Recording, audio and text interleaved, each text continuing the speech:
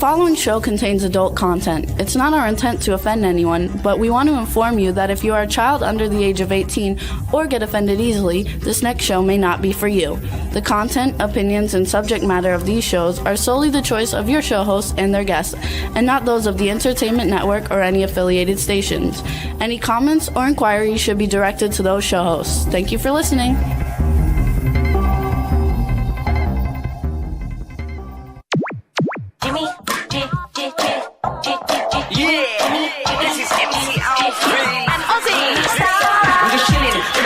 Sitting down and designing, why every man in my thinking, what are we gonna be wearing?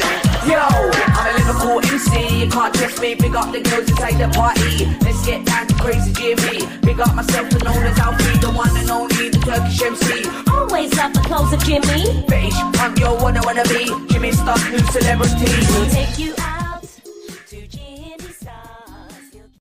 Hey ho, what's up everybody? Welcome to the Jimmy Star Show with Ron Russell. Ron will be here in a second.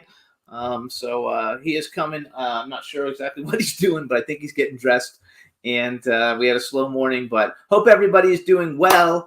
We got a great show for you guys today. Before we start talking about it, I want to thank everybody for all the wonderful birthday wishes yesterday and all the anniversary wishes, because yesterday was Ron and I's anniversary. We got married on my birthday, and now I am joined the official age of old because I turned 60 yesterday. So we want to thank everybody for all the wishes on Facebook and text messages and phone calls and everything. It was really great. And so just thank you. I really appreciate it. And it was fantastic. And I got some really cool shit that the last gift is coming today. So I'll take pictures of everything and put it up on Facebook once we get that done. We want to say hi to everybody in the chat room. Stefan Bell, it's his birthday today. So happy birthday to Stefan Daniel Bell. He's been a friend of mine for like 20 years. Great guy. So we want to wish him a happy birthday and wish him all the best. Lady Lake Music is in the chat room. B. Claudia from Germany is in the chat room. Don Hinton is in the chat room. And I think she's feeling better because she's back. And hope everybody is having a great day and all is fun. Here comes Ron. I can hear him coming down the road right now. So he's coming.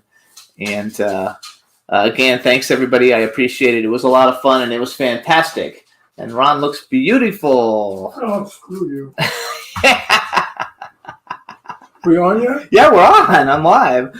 I told everybody you're on your way. Coming. Only because I am annoyed, pissed off, angry, and disgusted with my hair, number one, that it just didn't comb. It looks like an old broad. No, it looks fabulous. I look like an old Jew from Forest Hills. You guys like his hair? My customers, I used to do their hair like this. All I need is earrings and lipstick. I'm in drag. Anyway, we need haircuts. I got to cut my hair. Yeah, we're going the second to thing I'm pissed off about is everyone out there, do not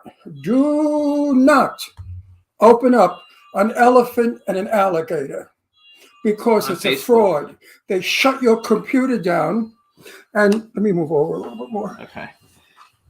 They shut your computer down and you can't open it. Imagine the nerve of them.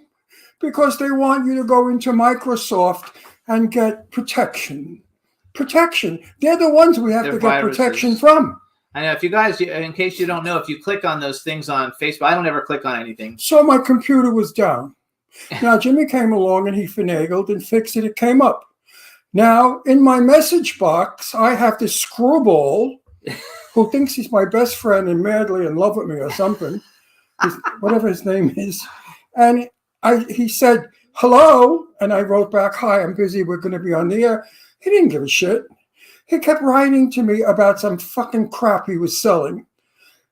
That's not a Facebook friend. That's a person who comes in the message box pretending to be nice. And then they say to you, have you heard about? And they give this all. What are you laughing? I'm going to smack you all over this fucking room. Today you're going to Nobody clicks on anything, though. Beware. You know you're not supposed to click on anything. I'm talking. Okay. Then this goes to what I'm saying. I feel unprotected on Facebook.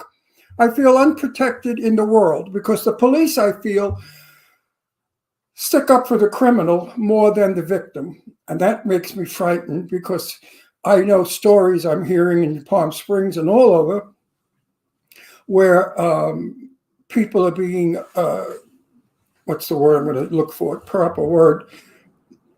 Annoyed, not really robbed yet, but followed, or just people are afraid to go out now and do things. They're afraid to go in crowds because of the shootings. They're shooting at Donald Trump, and people are afraid if they're in a crowd, they're going to get hit. And these are Republican people. So there are people that say, "Oh, good, all the Republicans should get killed." I mean, that I don't care for either way. I've heard people say they want to shoot Carmela in the face. They call her the camel lady because she looks like a camel and she laughs like a hyena.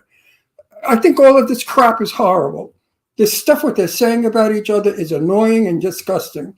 So I'm just fed up with the goddamn country the way it is today. And yes, it was better years ago. It was much better years ago. Had anybody ever said anything about John Kennedy that was negative, they would be ostracized. We respected all the candidates that were running for president in those days. Today, people have the nerve to think that they're best friends with Kamala or Donald and that they could say whatever they want. Oh, they could say whatever they want about Donald Trump. Oh, like they know him. No. In my day, we respected the presidents that ran. Even that stupid jerk, Bush, he was an idiot, but we respected him. And the other guy that we impeached, Nixon, he was no ball, no dancing at all. He was nothing. And we didn't do that bad about Nixon. But today what goes on is teaching the young people to be disrespectful to older people in position. Absolutely. I mean, I think they defy, no respect and no manners. No, I think they defy me. I think I'm the one I get defied. I have my personality where I tell everybody to go fuck themselves if they annoy me. And that opens doors for big mouths that want to say, I'll get Ron Russell, but they never get me. And you know why they never get me? Because I don't give a shit about them and I get rid of them. I walk over them. And that's a terrible way to be. Anyway, that was enough of my bitching and moaning and But groaning. everybody's saying you don't ever click on anything on Facebook because they're traps. Yeah, but I liked it. It was an interesting article I thought about an elephant and an alligator, and the title was "Guess What Happened?" So I wanted to know what happened between an elephant and an alligator, because I put up anything that's human, that's Human nature. interest, yes. Anyway. It's one of the, we had a lovely yesterday. We went to dinner with my daughter and Jimmy for Jimmy's birthday and for our anniversary. Yes. And I got Jimmy for his birthday a gigantic Chucky. It's a 3-foot Chucky animatronic, you guys, but it He hasn't come stabs out you. today. He's you. coming today because we had to have it shipped. Now, Jimmy collects these things as an adult, but what about the child that gets this toy? That's the same size. This doll is the size of a 10-year-old boy. Now, the 10-year-old boy will stand in front of it and it starts stabbing the 10-year-old boy. Isn't that nice? So the 10-year-old boy gets a knife and he starts stabbing the doll back. The 10-year-old boy has no business Listen to watching me. Chucky. Violent toys in my day were not allowed. There was a big thing in the not my day. It was in my children's day. Anything that was a what would you call it when a doll stabs you? I don't know, but it's not a doll. It's an animatronic. It's a doll. No, it's a friggin' doll. No, it's not. Animatronic, my ass. That's the word they made up. It's a fucking doll. It stands there like a person and stabs you. It stabs you. What do we teach? Fabulous. I can't wait. I hope it stabs you right in the neck. I also got an Art the Clown, you guys. Trick or Treat Studios Art the Clown, and I'm going to take pictures of everything once Chucky gets here. And I got a really great Darkseid with light up eyes. If you guys know, we had the guy who plays Darkseid in the Justice League on the show. So I collect Darkseid, and it was fabulous. And the Chucky is fabulous. We saw what it actually looks like at Marcel's Halloween party Saturday night, and he had one there, and it was awesome. And he said it was very Jimmy difficult turned to get. 60 years old. Mm-hmm. Actually, Jimmy turned 12 years old. Yeah. That's what he is, 12 years old. He's got a collection of stuff, of these dolls, and whatever they're called, that we have him in storage. We have a storage room, big storage room, filled with all of his, what do you call that shit? Well, I have my action figure collection and my animatronics. There's a There's a. I have a whole bunch of them. I have Jason. I'm going to get Art the Clown. And yes, you guys. I got him a nice one. Everybody in the chat room, yes, he makes noise. Chucky talks. It talks about killing you before he Yeah. kills you, and he It moves says- his head and It his says, eyes. it says, you little fuck, I'm going to kill you. It's awesome. It really is, and everybody wants it. They're reselling them on eBay for hundreds and hundreds, like 5 times as much as you can get them for if you could really originally get it. We couldn't You get need it a here. haircut, too. I know we couldn't get it here. So the reason we couldn't get it here is because they were all sold out. So My daughter got Ron's it in daughter got it in Pennsylvania. Pennsylvania and shipped it to us. $150 to ship that friggin' doll. Could you imagine? 125. How much? 125. Correct me for $25. $125 to ship that doll, plus what it cost me to buy it. Don't complain. I'm not complaining, but when my birthday comes around, I don't You really- always get good shit for your birthday. No, I don't get what I give you. That's not true. No, I really don't. He's so full of I shit. don't. I got him an anniversary present too. It's coming later today, and he'll Yeah, show it keep to you telling guys me about next this week. present like it's a big deal. No, it's not a big deal. It's just the thought that counts. It's probably going to be sponges No. or, Anyway, or we have some Brillo announcements. pads or We have some announcements we got to do. something to clean. So first of all, you guys, we want to thank everybody. We have two great guests coming on today. We have Kyle Lauder coming on, great actor, producer, and news personality. He'll be our first news personality that we've ever had on the show. Who's He's that? also really good looking. Kyle Lauder, our guest. What's he syndicated with? He's on KTVN in Reno, Nevada. He's just the news anchor. Okay, so he's not on CBS. CBS. He is on CBS. Yeah, So CBS in Nevada. we're gonna have a war. No, he's not that kind of a. He's not. He's a news guy.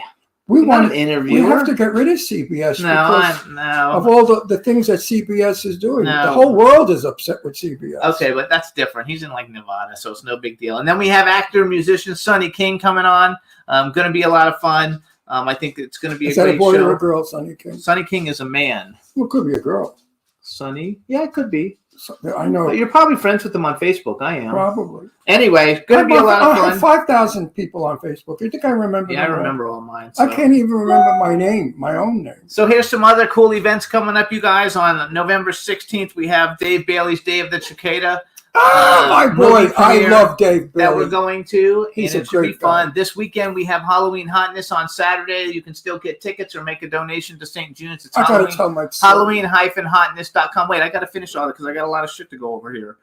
Then, you guys, if you're in the California area and you're looking for a great music event on December 1st at the Roxy Theater, we have the 21st anniversary. That's my present. No, it's the 21st annual set. Hey, quiet! Violent. Don't you? So speak we have the like children. 21st annual South Bay Music Awards, you guys. The website is southbaymusicawardslllc.com. Hey, you guys! Wait, you do stop. that. I'll go get my present. All right, you guys. So I need to start over. You guys be quiet. So you guys, on December 1st, we have the South Bay Music Awards. It's the 21st annual South Bay Music Awards. The website is southbaymusicawardslllc.com. Red Carpet Awards Show. We're going to have members of Quiet Riot, Great White, the bassist from Metallica, Robert Trujillo. It's at the Roxy Theater. Jimmy McNichol's going to be there, which I can't wait. I'm a huge Jimmy McNichol fan from the day. Christine Peters, who's one of the biggest producers in Hollywood. She did Money Train, Sliver, Bonfire of the Vanities, Rain Man, Tango and Cash, Witches of Eastwick, Flashdance, Gorillas in the Mist, The Saint, How to Lose a Guy in 10 Days, The Out-of-Towners, huge films. We'll get to meet her there, and rock and roll bassist Sean McNabb, and that's just getting started. So please, if you want to check out a great event, go to southbaymusicawardslllc.com. And No present. Nothing came. the dogs are just freaking out for nothing. It's going to be a big box anyway. All right, so so now we're going to bring on our first guest. Wait. What? Let's play a little game. How big is the box? Well, probably going to be as big as that table. You're kidding. No. The hell Why do did you you think it get- costs $125? It's a 3-foot. You saw how big the thing is. It's 3 Oh, I'm talking about my anniversary gift. No, that that'll you be in the gave me. mailbox. That's Yeah, gonna a be, little piece of shit, right? yeah, it's gonna be a Not a little. big box like I gave you. I got a little thing like that. I want to tell my story. Our good friend, Shelley, what the hell is her last name? TJ's Shelley Mesick. Shelley Shelley Mesick. Mesick. I have a terrible time with that name. Looks just like Julianne Moore. Exactly. And we were at an affair. Am I gonna get it right? And I kept telling everybody that she was Julianne Moore. And Dave Bailey was there. And Dave got so excited, he phoned his mother. And he said, "Ma, you won't believe that I'm with Julianne Moore now."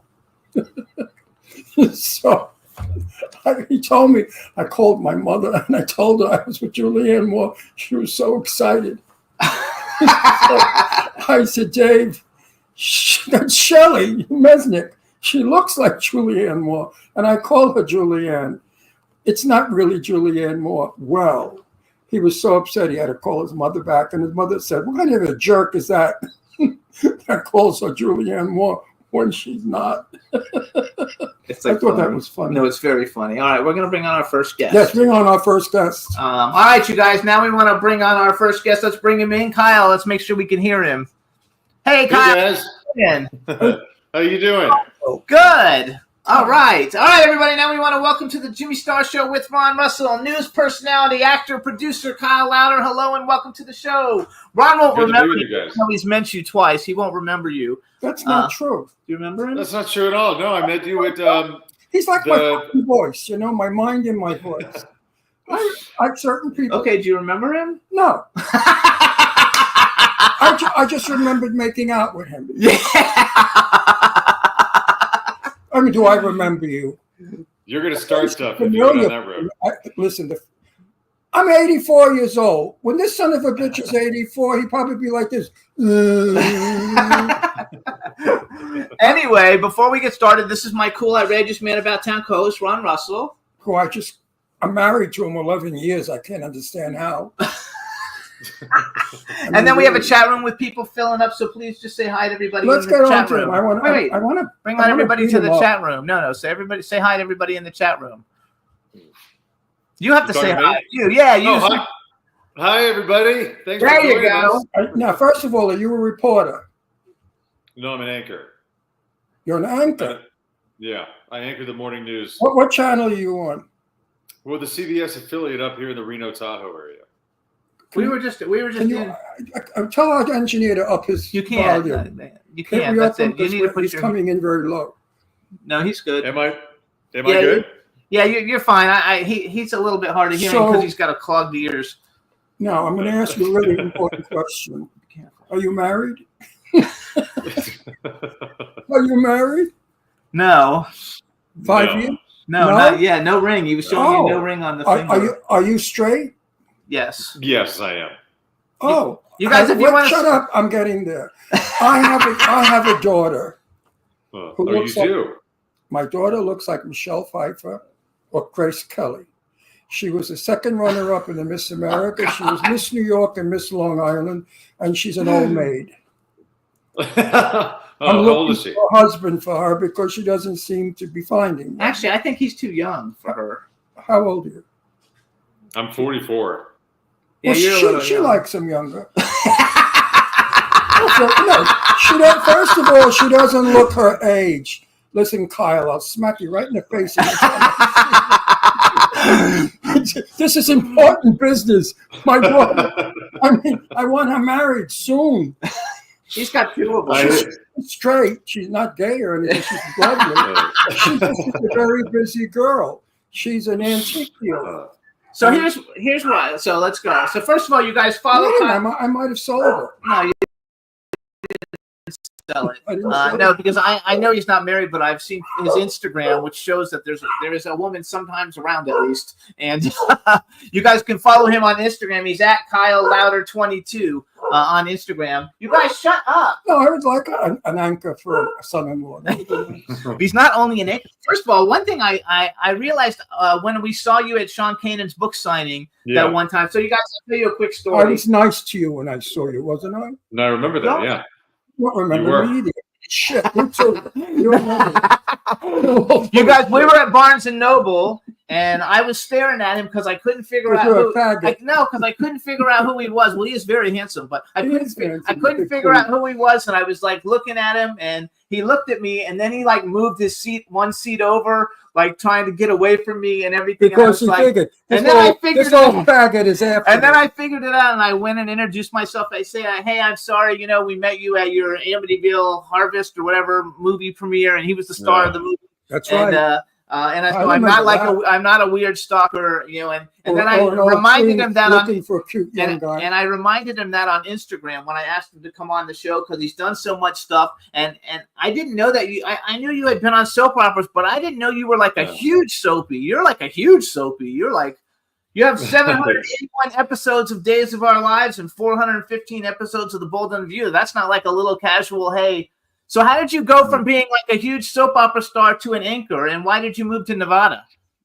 The short answer is my daughter. Okay. That's So I'll try to make a long story short. So back during the pandemic, when the whole world shut down, but LA in particular felt like the walls were closing in. It just was not a great place. LA's done Yeah. it. So my ex-wife, who is still a dear friend of mine, and her fiance at the time, Sean Christian, who was also an actor, they bought a house up in Lake Tahoe, beautiful house, like on the lake. And my daughter, or Ari's and my daughter, and myself over the course of the next 3 years, so like 2020, 21, 22, 23, going up to Lake Tahoe and visiting, and she just fell in love with that area. And about January 2023, we just got back to LA from spending the holidays up at the lake. And she came to Mom and me and said, what would it look like if I moved up to Lake Tahoe full time? And, we didn't want to shut her down, but we're kind of like, well, let's at least look into it. Because she was 13 at the time. So you have to look at schools. What's the school district like? Is this even possible? What would it be like for a kid to grow up, in kind of a smaller town? Going from LA to Lake Tahoe is quite the transition. yes. But she was determined for that. So the point is, for me, she was going to, everything checked out. The schools are great. And fast forward, the punchline is she's thriving up here, which is awesome. But rewind, if she was going to go, I was going to go. I didn't want, she's a freshman in high school. I didn't want to spend the next 4 years of her high school, just flying in or driving up and visiting. I wanted to be as close to her as possible. Yeah, exactly. So for me, I was on Days of Our Lives at the time and, doing some other, I was working in Los Angeles as an actor, and I knew I was going to leave with or without a job. But I knew obviously I'm not ready to retire. So I guess by deductive reasoning, I'm like, all right, what's the closest city to Lake Tahoe? Because there's no television production or like film production in Lake Tahoe. And so I'm like, all right, Sacramento, that's about a 2-hour drive away. But okay, Reno is about 45 minutes, a little bit less than an hour at the most. And I just cold emailed all the television networks, all the affiliates, NBC, ABC, CBS, Fox. And I had my resume and a cover letter just kind of explaining my situation about kind of what I just told you.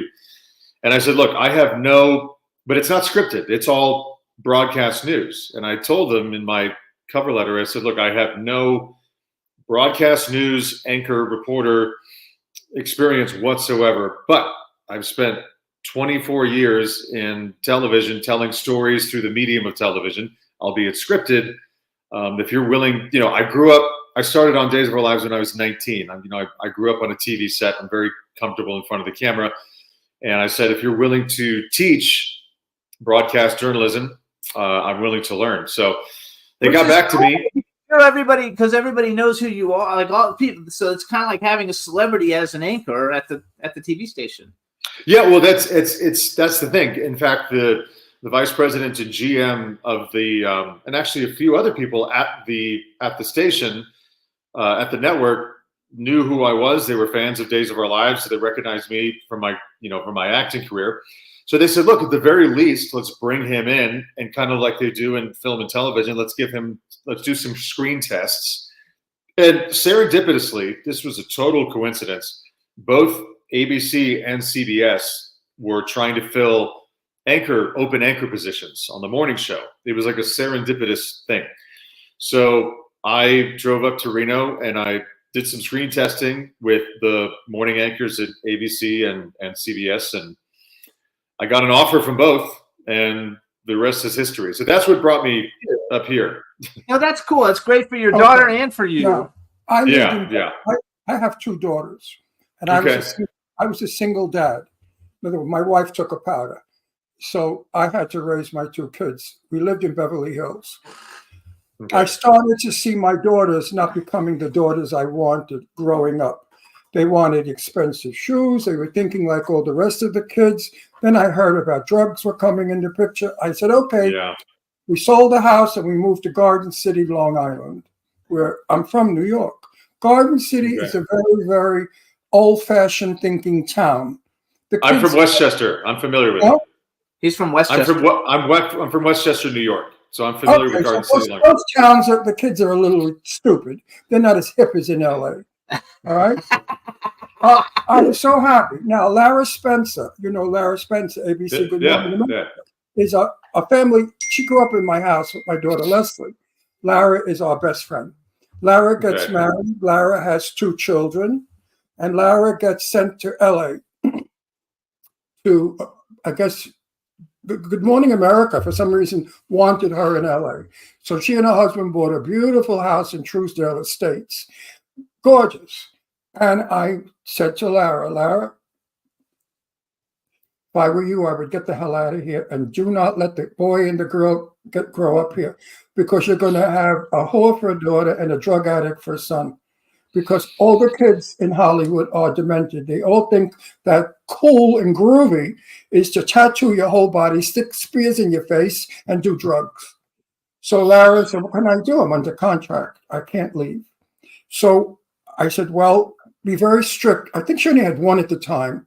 The boy, her son, what's his name? Whatever his name is.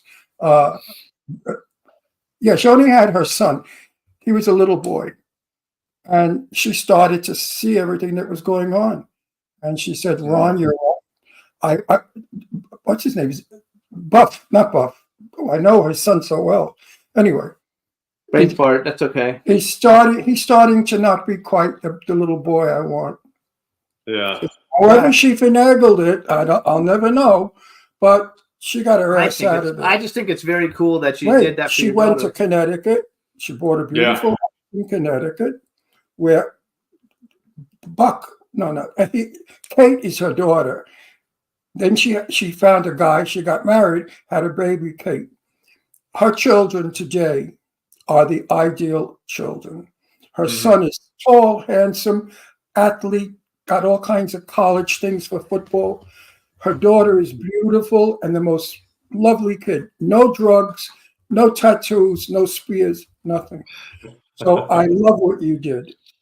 I love that you took your daughter up, because I know that area well. It's a very beautiful. Yeah. Oh, it's beautiful. I want to go with Jimmy. We were actually just shot. He just shot a movie, Clown Motel, 3 Ways to Hell, and we were at the Clown Motel, which is in Tonopah, which I think is in the middle of Reno in Nevada and Las Vegas. I think is what they told us. It was kind of in the middle. Yes, yeah, it's like halfway between. Reno's in the north, Vegas in the south. Tonopah's kind of it's in the middle of the state. And I think you did the wisest thing, because I think you gave your daughter a break, that she doesn't have to do terrible things to keep up with the rest of the little shits. Well, listen, this was her idea. She wanted to do that, and so I commend her. And Well, honestly, she didn't fit in. Don't you get it? She wanted. Well, listen, if she loved her friends in LA, kids at that age don't leave their friends. They love their friends. She obviously was not liking what those kids were like. She didn't want to be like them. She wanted to get away. Yeah. So wait, yeah. so yeah. I think it's This is for terrific. you. This is the best applaud I could ever give you. Not for your Thank you. stupid talent, but for being a great, for being a great For being a dad. great dad. For being a So, great dad. so I have a question then. So 19, you started your 44, so it took 25 years you've been doing entertainment. Was Days of Our Lives, was that one of your first things that you got? Because you've done a bunch of movies and TV shows and all kinds of stuff. Was Days of Our Lives one of your first deals? It was the first. Yeah, it was the first. The very first one. Yeah, I had a very interesting story. I started out kind of cliche. I got discovered by a modeling agent, and then I modeled for Abercrombie and Fitch and Speedo. Thank God you can't find those photos anymore. But they're not. People have searched. They're like wiped from the internet. I have the originals. So anyway, So I was able to, again, I'll make a long story short. I was able to score an audition for Days of Our Lives through an actors showcase. Fran Bascom, who was the casting director for Days for many, many years, she's passed away now. She showed up at this random North Hollywood actors showcase that I went to at 19 years old. I had no money. I had no experience. I mean, I was in drama school at Syracuse University, so I did have some training. I wasn't like raw, but at the same time, I didn't have any professional experience. So I went to the showcase, and she happened to be the casting director that was kind of overseeing the showcase. And again, serendipitously, Days of Our Lives just happened to be actively looking for a 3-year contract role on Days of Our Lives that I just fit the bill for.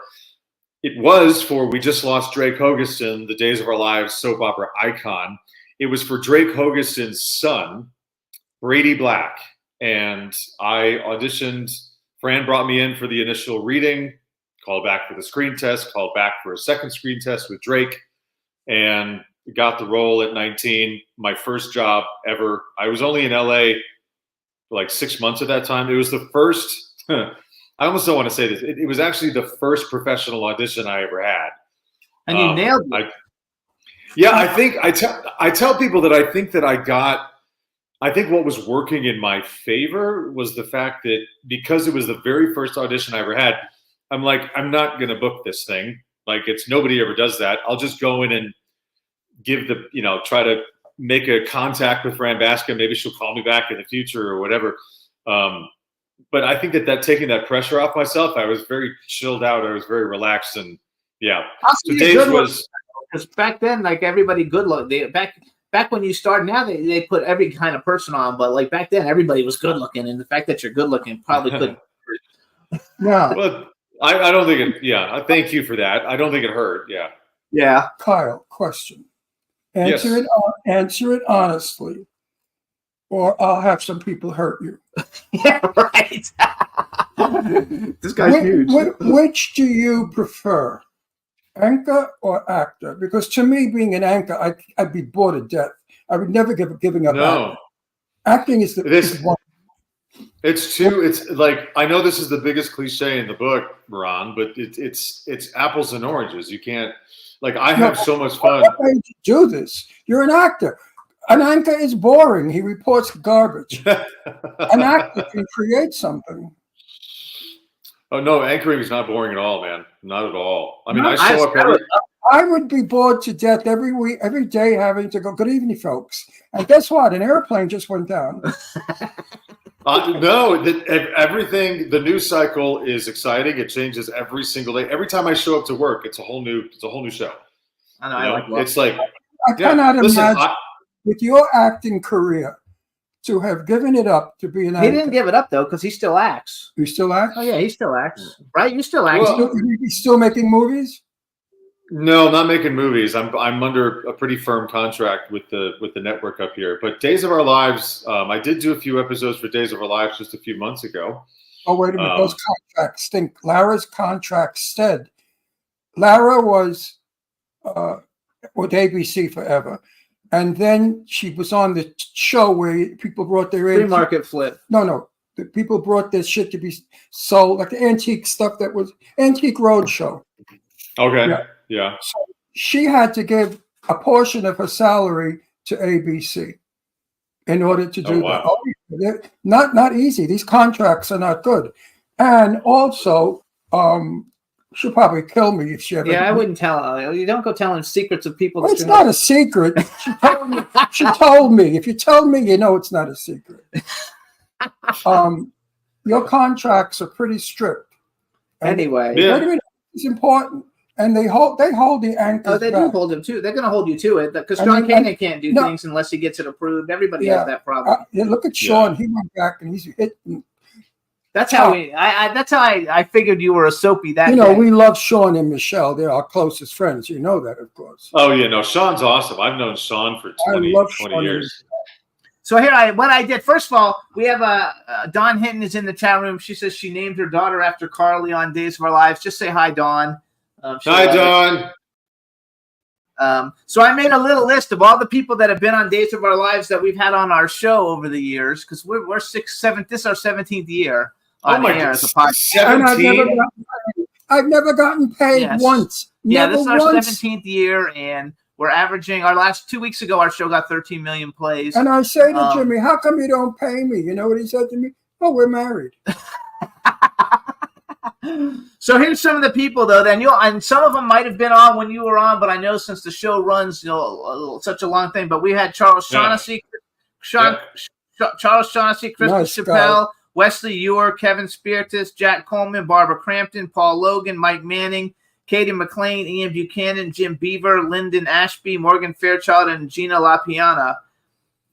And then, all nice. and all then when nice, you go all to nice. The Bold and the Beautiful, which is like the only that's still going, and it's Yep. very popular still. You're on 415 episodes on there. Actually, I'm pretty good friends with Jacob Young, but Sean Kanan, Bobby Eakes, Ron Moss, Ian Buchanan, Barbara Crampton, Antonio Sabato Jr., Robert Craighead, Constantine Maroulis, Crystal Chappelle, Tristan Rogers, and Sean Whalen.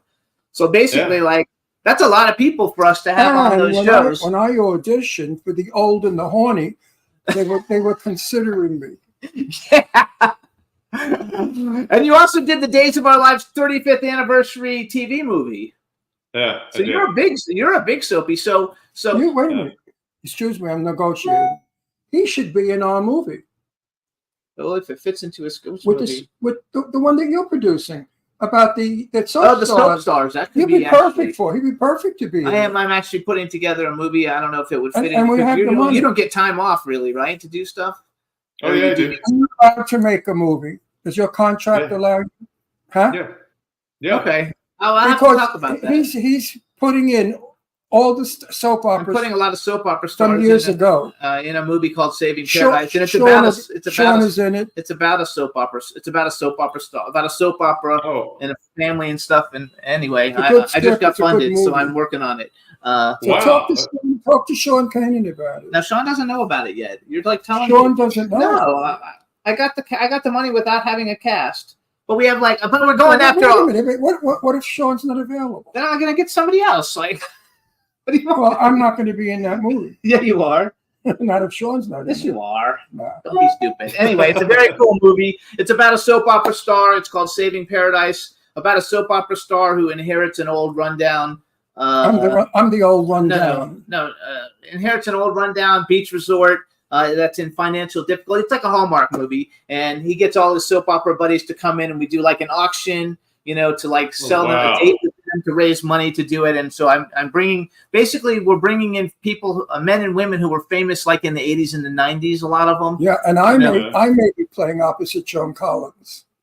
If Joan Collins, You gotta comes quit in. saying these things. These are not public things. I could say what the fuck ever I want. You tell me. You asked me though, You why said- you you asked me why I never tell him anything. It's because he fucking sells it, and we're not allowed to talk about that shit yet. I didn't say I was screwing Joan Collins. I said But he would be good. Actually, I have a said- werewolf movie I'm shit, doing too. I said she may be playing my wife. Yes, she may. And then opened a segue to talking about something. You don't know how to do this. I do know how to do that. That's why before I came on this show, you were a crappy nothing show. Yeah, no, we The weren't. minute I came on, it flew up because you're afraid of things. Listen. People love us out there, all 5 million of you, because we're honest. We don't play little faggot games. No, it's reassuring these days. Yeah. Honesty. Yeah, we're not Correctness. about it. So one person I see that you've done a lot of work with, and I guess because you're Like what? My saying John Collins is going to wreck his movie. Get over it. No, but he's done movies and stuff with a whole bunch of He'd people be that have been on the perfect. show. He would be perfect. So- I know the script. He would be perfect. So you worked a lot with Jessica Morris, who's been on our show a couple of times. I love her to death. You did a Mermaid Yep. for Christmas with her, and I actually Yep. I have the trailer for it because it's so cute, and I'm gonna play it real quick for everybody to see it. So one thing I like is that you're not pigeonholed as a soap opera star. You're not only making Lifetime kind of movies. You're making like family films. You're making horror movies. A lot of horror movies. Jimmy. Would you please let me finish? No, you used a horrible word. What? Pigeonholed. No, it's not a No, the soap opera stars are far more important than a lot of the other people. They are, in their own right, the most looked at of all stars. That's the hardest job. I to be mean, a soap opera star. let's get somebody.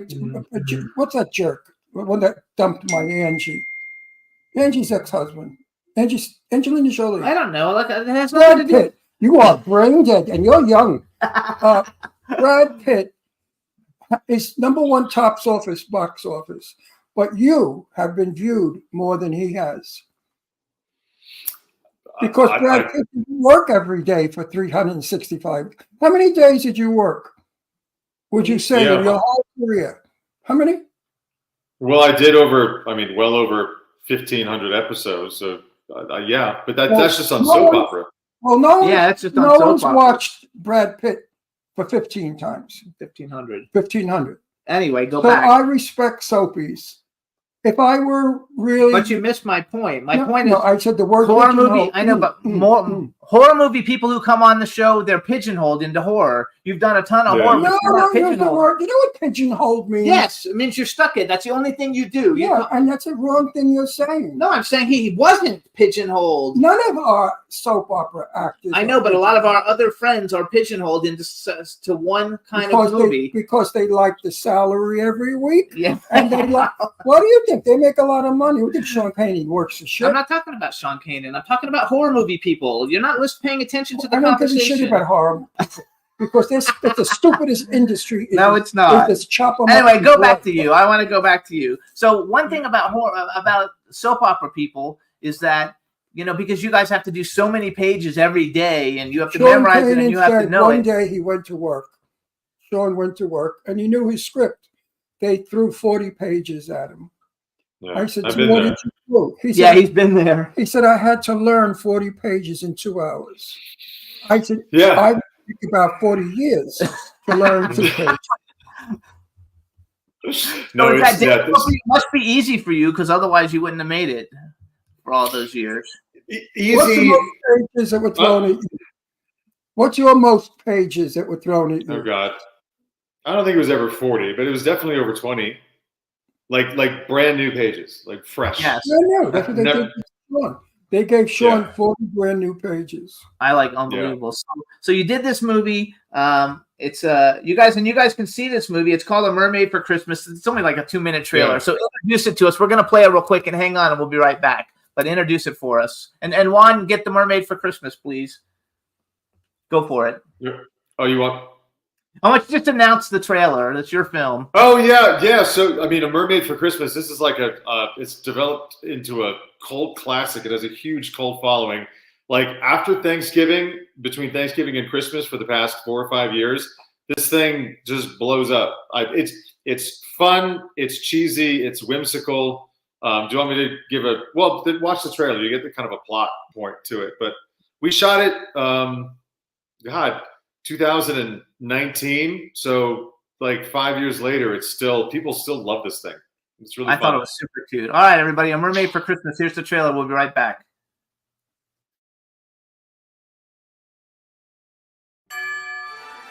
Merry Christmas, everyone! Would everyone please stop saying that word? Christmas Eve is not a word! Hey, honey, how's it going over there? If you aren't too busy, would you mind explaining to me why your brother is putting a mermaid in my swimming pool? Mom, I promise I will explain everything. Travis, I think something's wrong with her. She told me she's a mermaid. She's not going to give you any trouble. She's actually pretty nice. Do you honestly believe that you're half fish? Was that so hard to believe? Travis goes to the pink. $50,000. You, Miss Mermaid, are all types of strange, but I still like strange. Mom, I've only known this woman for a little bit more than a day, and I don't know how I feel about her, but there is something that draws me to her. Nothing fishy about falling in love.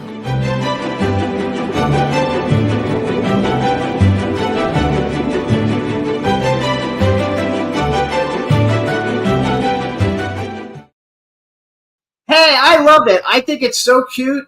I can see why everybody likes it. It looks like a feel-good movie. Yeah, that's what it is. It's not a very complicated movie. It's a feel-good movie. It's cheesy. It's whimsical. We need more feel-good movies. Yeah, and I think that's why everybody really gets, every year people, like the same people watch it, and new people are introduced to the movie. Of course, they're starving for it's really, again, it was so fun to shoot, and I just love the fact that 5 years later, people still freaking love this thing. It's still on Amazon. So now, where do you think we have gone in film? Everybody is in gray clothing. The sets are all gray. The story is always morbid with blood, killing, adultery, homosexuality, lesbians. Do the children of today and people need to learn this? Do they need to know all of this shit?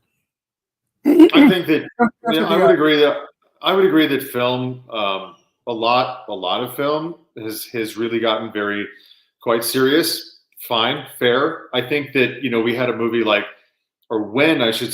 we have a movie like Deadpool and Wolverine that just came out, there's a reason why that thing made literally over $1 billion worldwide, because I think people they want to go to the movie theater to be entertained, to feel good, as we've been saying. And I think the number one movie today, it opened and it made $18 million. That's what I mean. It cost $5 million to make.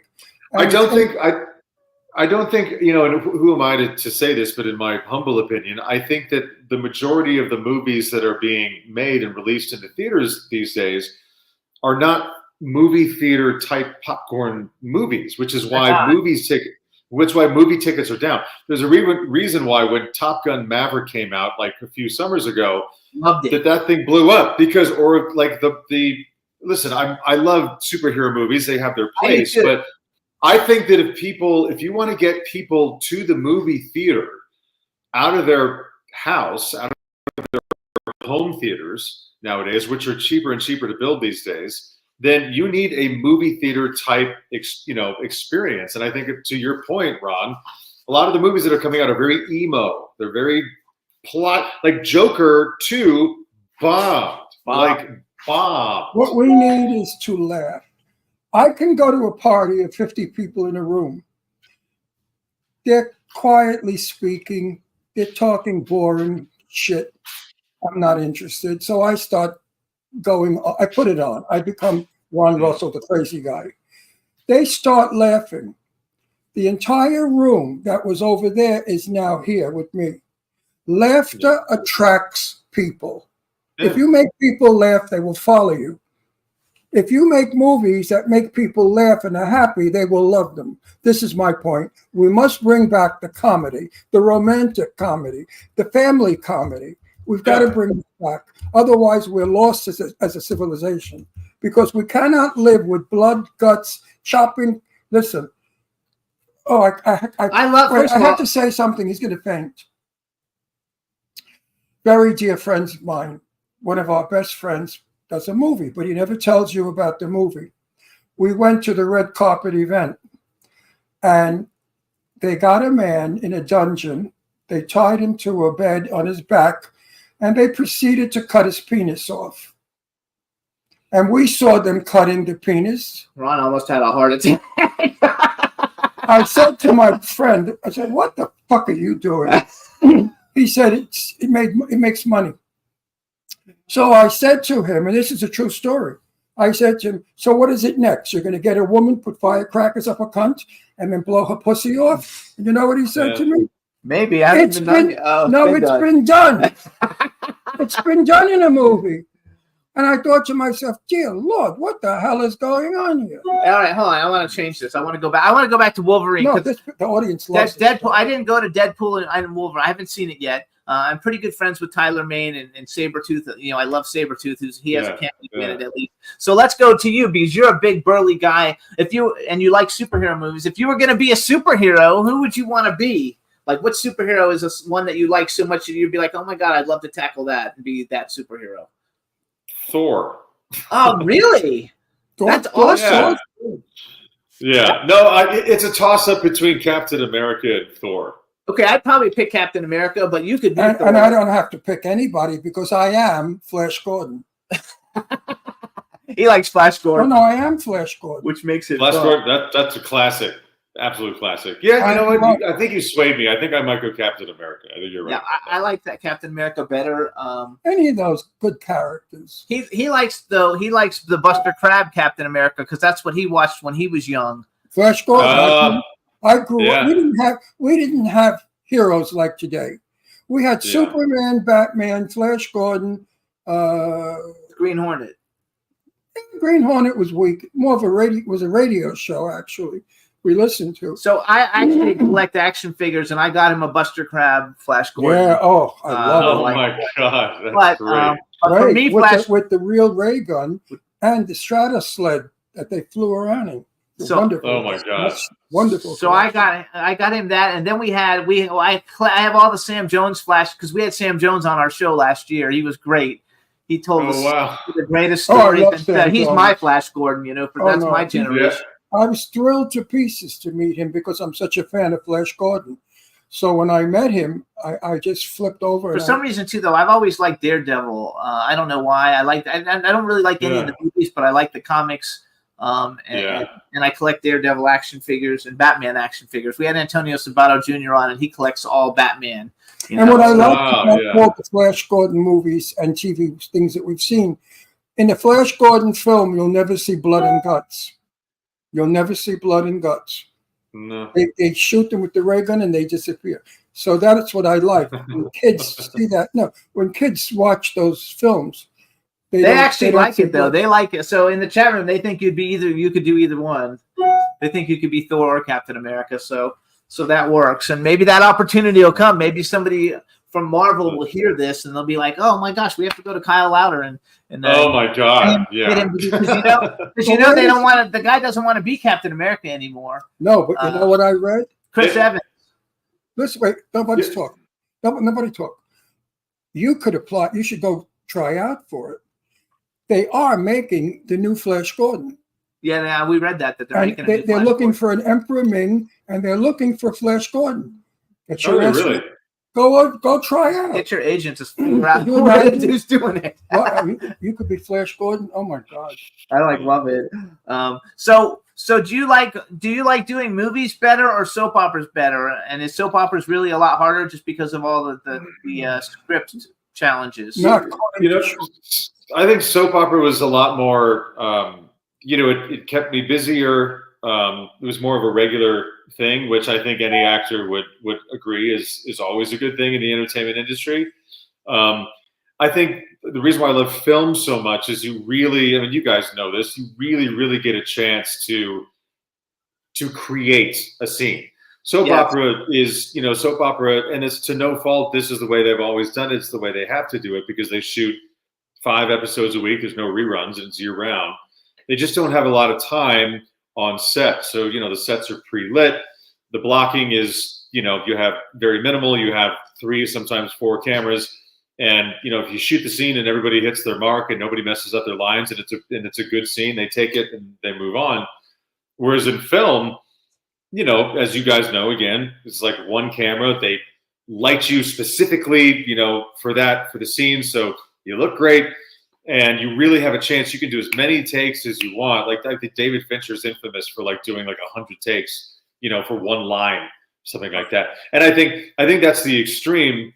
But as an actor, you really feel like you're just getting down to the absolute core, the essence of what you want to get across in a scene. And I think any creative likes that that extended and that deeper creative process. Soap opera is just it's very fast. But again, I like the fast pace of it. I like the fact that it was very, very steady work.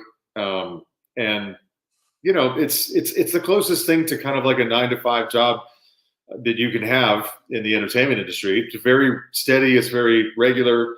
But again, film, I think creatively takes the cake on that one. Absolutely. You know Tristan Rogers, right?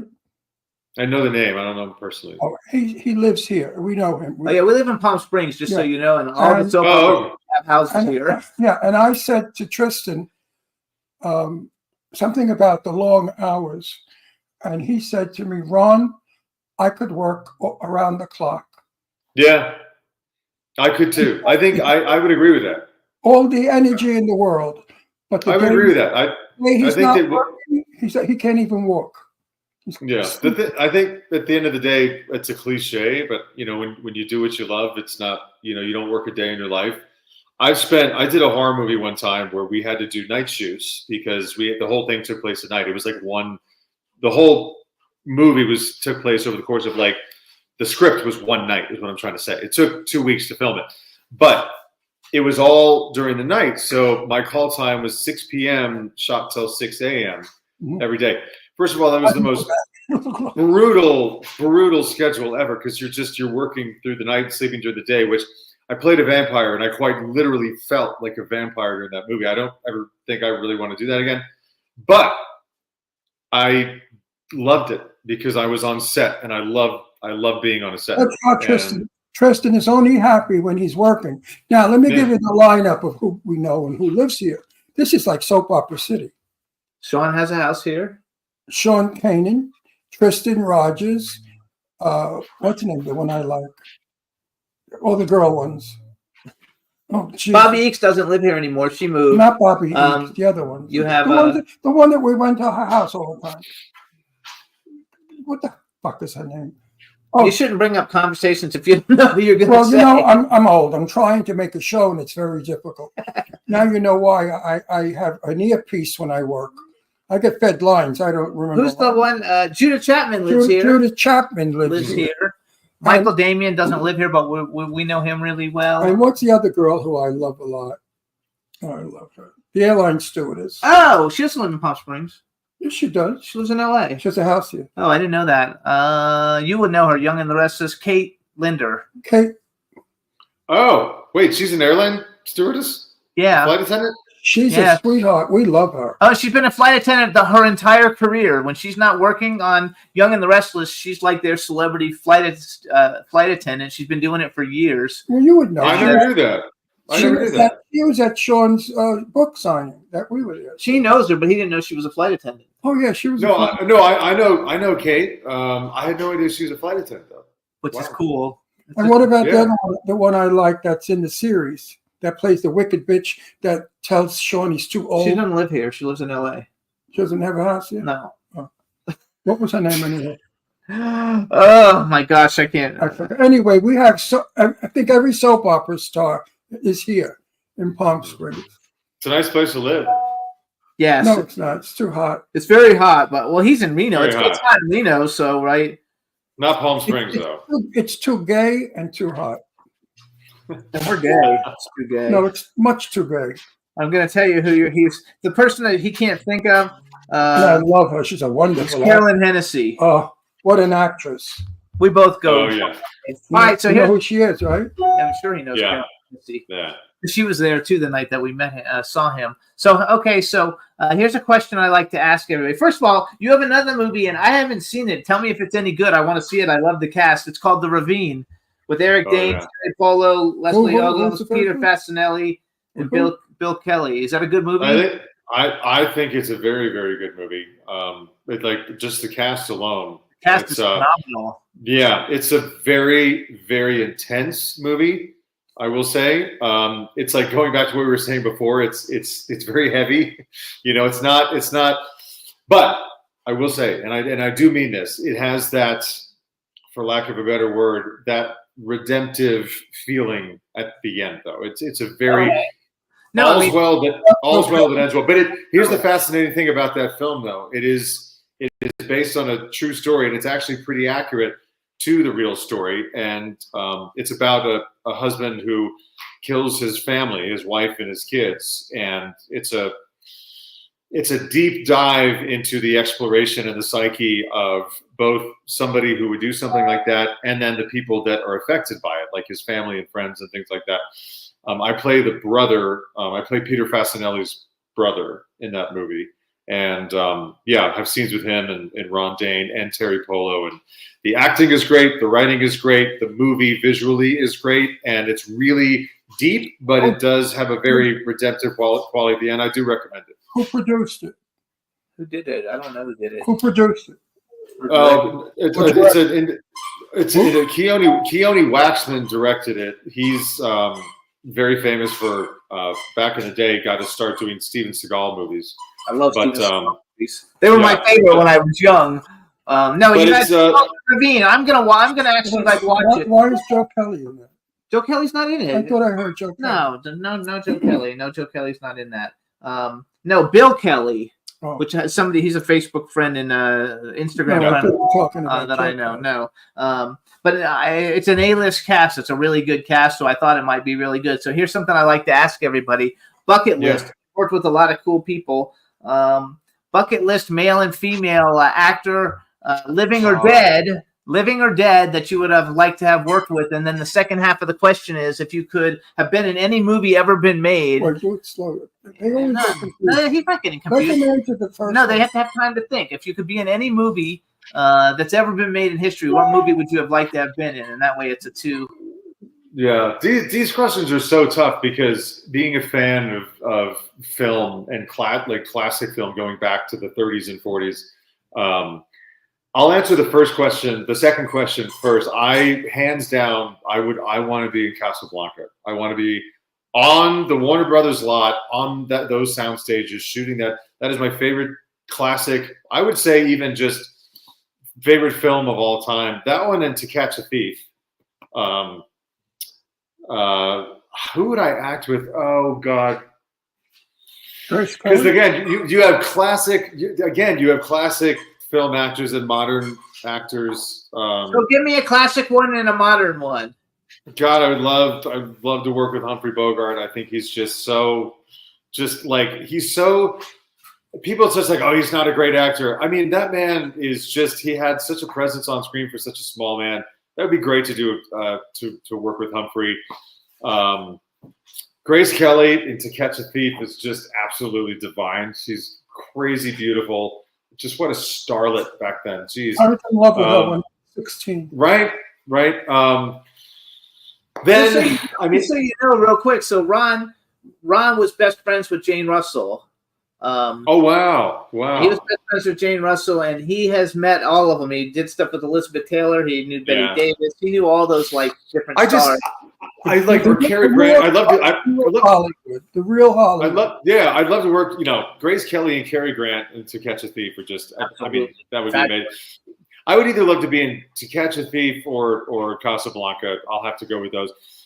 Classic actors, Grace Kelly. I like your answer. I agree with that wholeheartedly. I'd love to work with Charlize Theron because I think I like that. I would like to because I think she is that actress. And there are a lot of actresses that fall into this bucket, but she is so fiercely beautiful, but equally as fiercely talented as an actress. Like, look what the movies she's done. She hasn't just played off of her looks, as they say.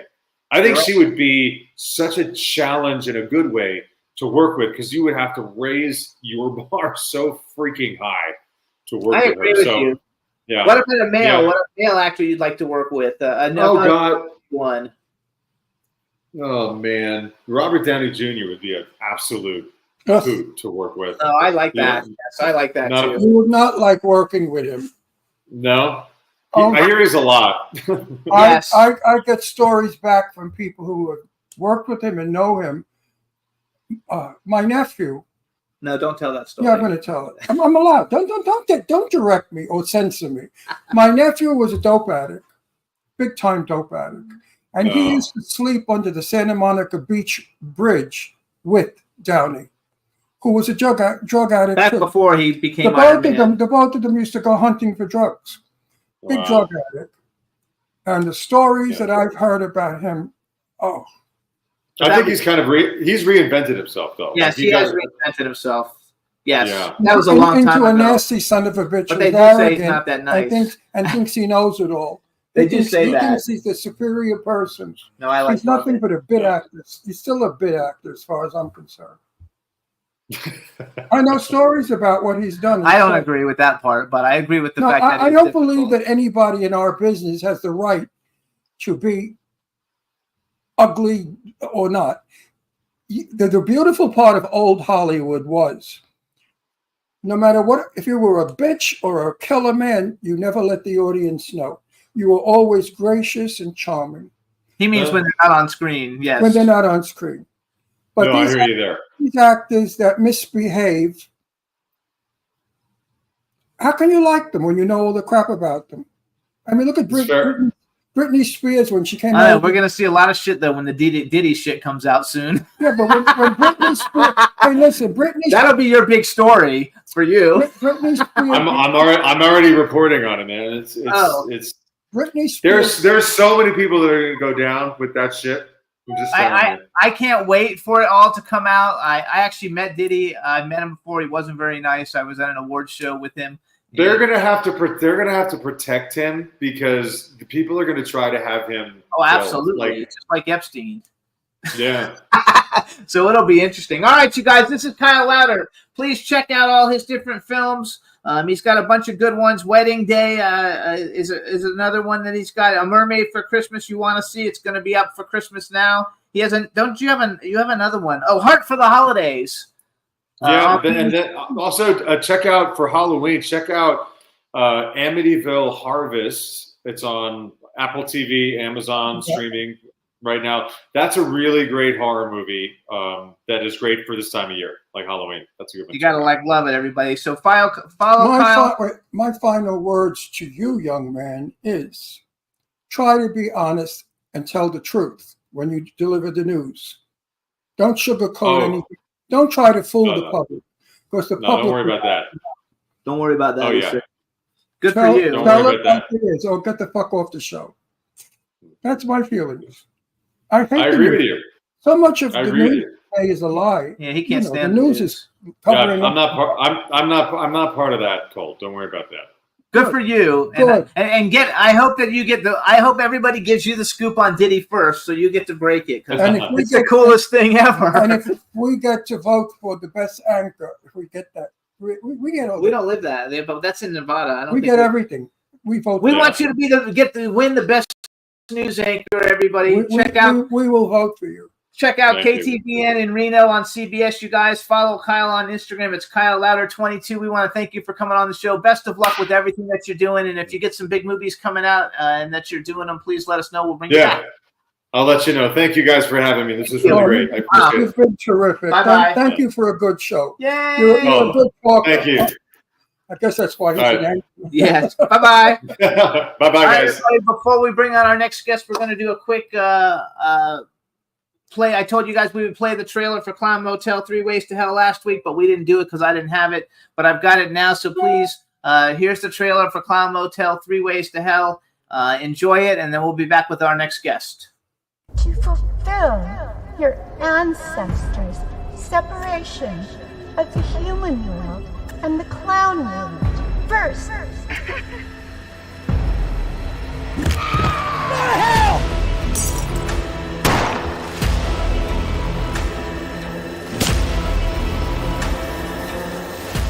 You came to steal our gold, so I'm going to steal your soul.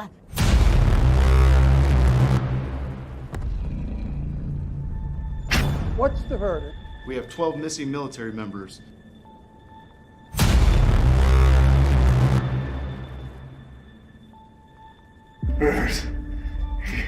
You can do it. General, are you saying one last rescue mission? We have one shot at this. Let's make it count. We go from Silent Hill to killer clowns from outer space. Welcome to the Clown Motel.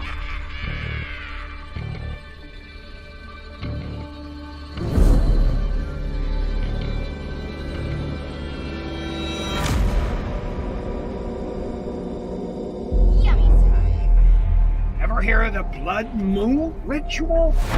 The transformation was a success. Now go get me those sacrifices.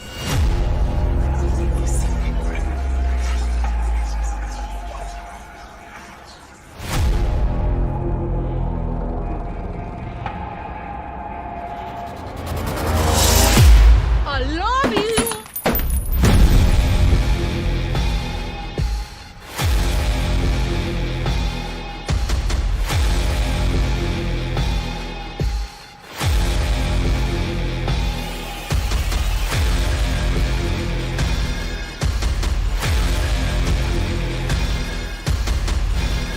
You see, the queen was chosen.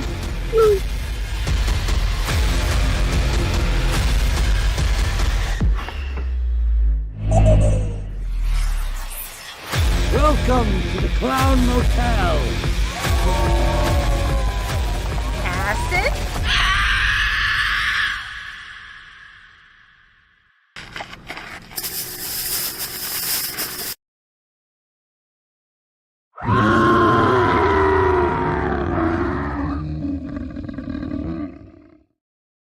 Hey everybody, so that's Clown Motel, 3 Ways to Hell.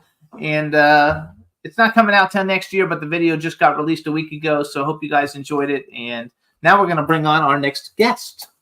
Let's bring on Sonny. Hopefully it all works good. Hey Sonny, how you doing? Hey there, I can't complain. Good for you. Question, is this the famous Jimmy Star and Ron Russell show that I am on at the moment? Yes, it is. Okay. So let me introduce you to my cool, outrageous man about town, Ron Russell. And our dog, Ron. Astro. Hey, Ron, how you doing? Hey, guys, another thing. One more thing. I'm celebrating 341 days clean and sober.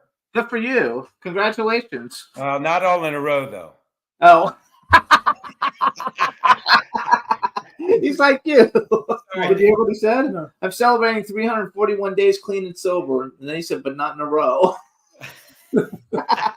So we have a chat room filled with people. Say hi to everybody in the chat room.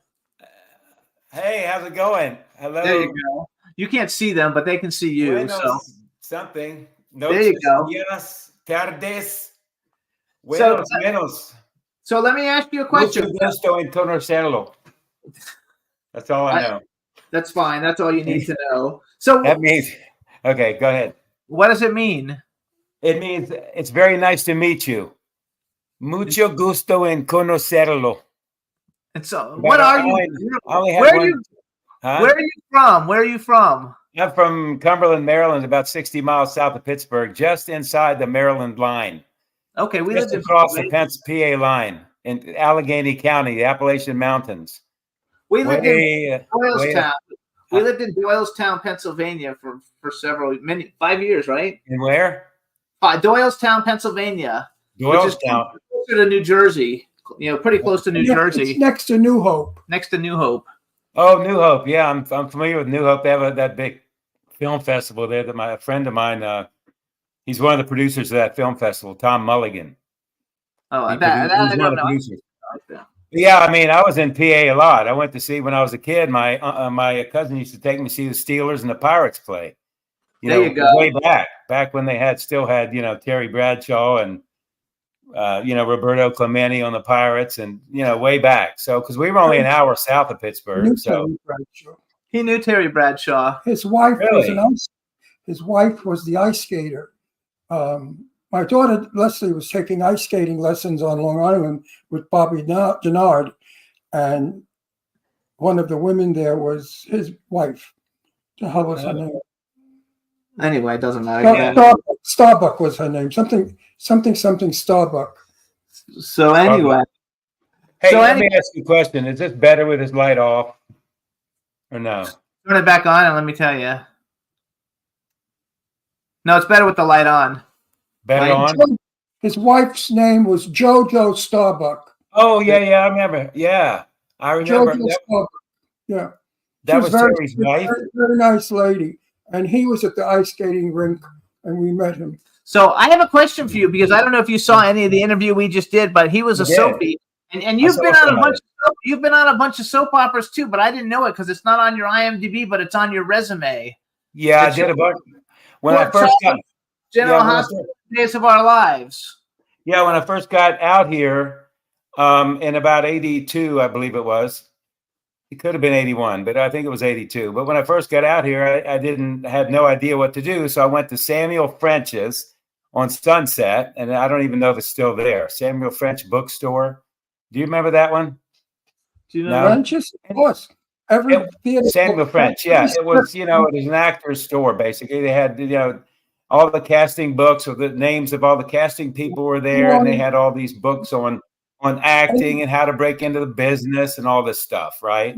So I got a book. I went and got some headshots. I started sending them out all over the place. And Dora Sabaw from Days of Our Lives, NBC Burbank, called me in. Do you remember Dora Sabaw? Anyway, she called me in. I read for her, and I ended up doing a bunch of Days of Our Lives. They were all guests. The guy was on. The guy we just had on. He was on like Days of Our Lives for like 20 years. Yeah. I mean, I was never a regular, but I did a lot of co-star and guest star roles on it years ago. And then, it was a lot of fun, and I agreed with him. I mean, I didn't have the steady work that he had, but it was great to get called in every so often and play like a Missouri State Trooper or a mob boss or a construction worker. It was always some blue collar, a cop, military.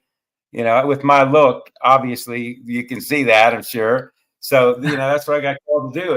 And then I did a casting director workshop with Gwen Hillier from General Hospital. Mark Teschner was the head caster, and Gwen was his assistant. And I did one of those workshops where you go in and you read a scene or two scenes, you pay $40.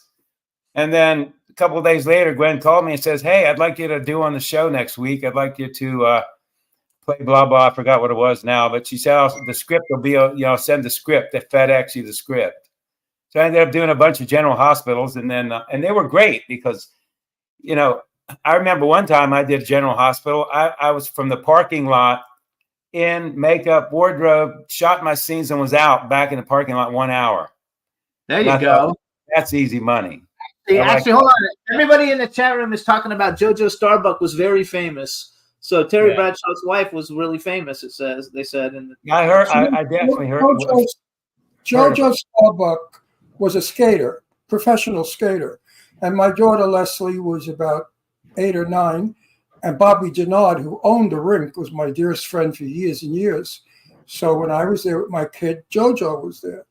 In fact, my daughter Leslie modeled for JoJo Starbuck's.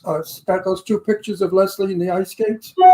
They photographed my daughter in ice skates wearing JoJo Starbuck's skating clothing.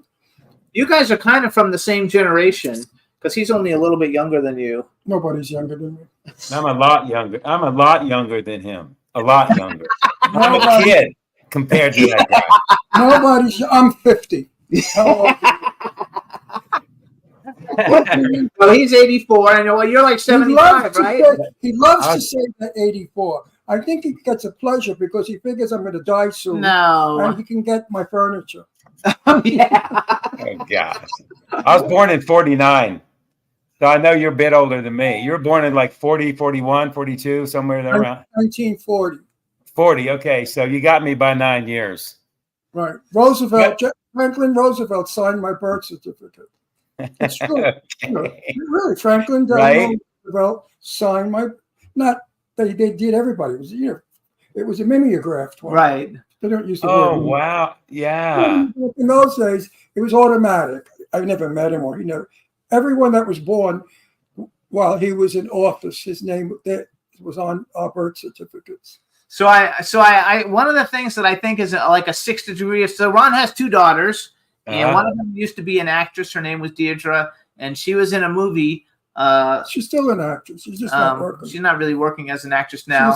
But she had a big role, even though it got cut out, in Elizabethtown. And you were also in Elizabethtown, which means you guys were both in at the same place at the same time. And you know why my daughter's scene got cut out?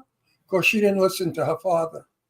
I said, Deirdre, what are you going to wear on your scene. She said, I have a wonderful burnt orange jacket. I said, don't wear it. She said, why? I said, because the star's not going to allow it. Because you're going to show and she's not. You're tall, you're a redhead, you're young. You're playing opposite a woman who's older. No, it was Kristen Dunst. They're about the same age. No, Kirsten Dunst, yeah.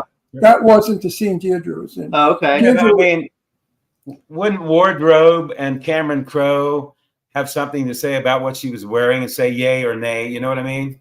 No. And no, I saw it out. I don't know how the hell I got to see an outtake, but I did. And all you saw was Deirdre's red hair, green eyes, and that orange top. And she kissed him, right? She kissed Orlando Bloom on the cheek or something. No, that's another movie. No, it's not. What movie? No, We're talking about Elizabethtown with Orlando Bloom. No, Orlando Bloom was not in that movie. Yes, he is. He's the star. He's the lead. He's the young male lead in that movie. Yes. Oh, I got the wrong story because they cut her scene out because she was showing. That's the one, though. She cut her scene out of that one. She asked if she could kiss him on the cheek, and I think that they said no, but she did it anyway or something, and then they got cut out. No, I thought it was Roses. No, that's a different one. Yeah, that's the Malcolm McDowell movie. So that's where she kissed. Oh. Anyway, she got cut out of Elizabethtown. Does your scene stay? We just watched that for the first time about a year ago.